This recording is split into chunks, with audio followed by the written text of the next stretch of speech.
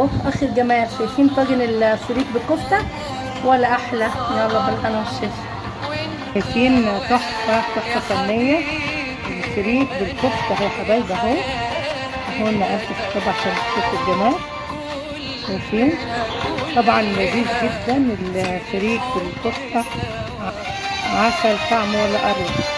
الطاجن جربوه جميل وما خدش مننا وقت، جميل ولذيذ جدا وطعم رهيب، ولادك يحبوه بجد لذيذ جدا.